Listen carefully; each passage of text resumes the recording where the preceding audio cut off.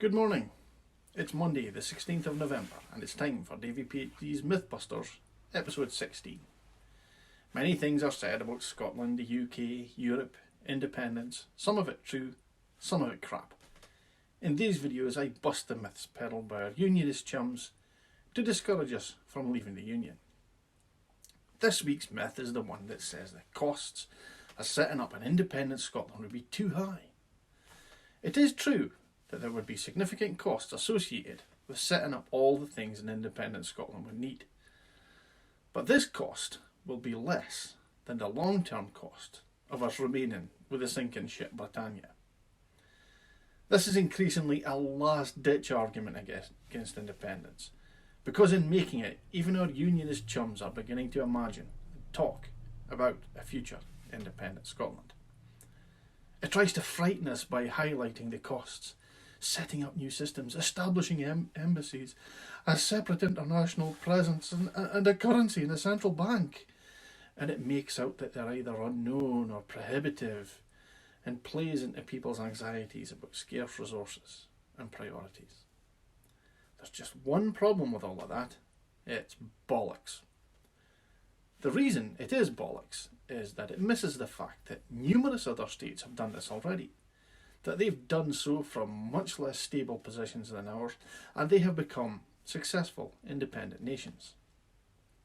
The end of the Soviet Union, Yugoslavia, along with the breakup of Czechoslovakia, saw 24 states become independent, and while Belarus has always been a problem, more common and relevant have been the successes of Estonia, Latvia, Lithuania, Slovakia and Slovenia. The first of those countries, Estonia, makes the most compelling case. It was left in one of the worst positions of all the newly independent Baltic states. They had a small population, approximately 1.2 million. Soviet underinvestment had left them with crumbling national infrastructure. Most of their work-age population had left the country to work in other parts of the Soviet Union. As the parent nation had failed, there was no help, no division of assets, no soft landing for any of these countries. But the impact on Estonia was particularly harsh. With little in the way of either human or natural resource to offer the world, Estonia had to get creative. They took advantage of the burgeoning internet age and offered a vast number of online businesses Estonian e-residency with favourable tax conditions. E-commerce money flooded into the Estonian exchequer, and within 13 years they had met the conditions to enter the EU in 2004. Today, Estonia is one of the most successful of the former Soviet nations. They have a GDP per person parity of $37,033. That's 37th in the world and rising. Compared to the UK, which is admittedly higher at 46,827, that is 26th in the world, but it is falling.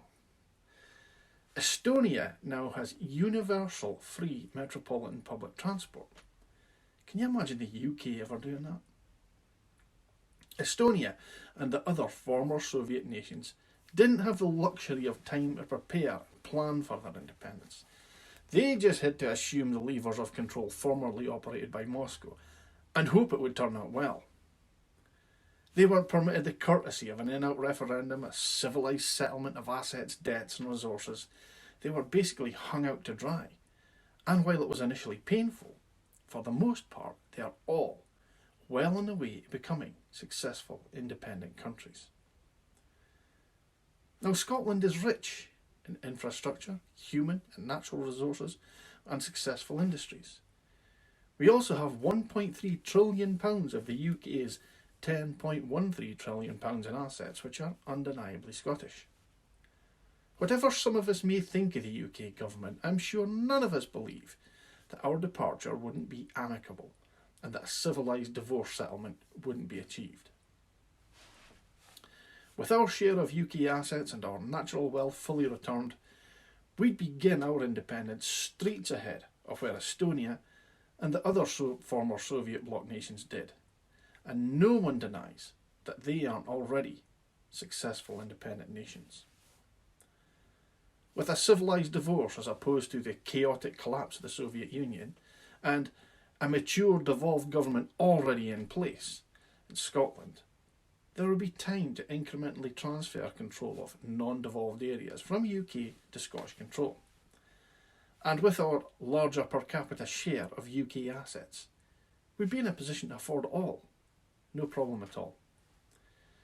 In the short term, we would start our independence journey well ahead of where Estonia was forced to. In the long term, well, just look at the trends.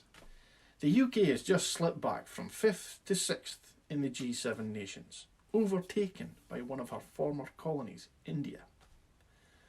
Australia, which started life as one of Britain's penal colonies, is now a better place to live than the UK is, with a GDP per person parity of $51,885, 4 places above the UK, but crucially climbing the chart upwards. Even our old prisons are better places to live than the United Kingdom. All of these positives have been achieved through being independent of UK control.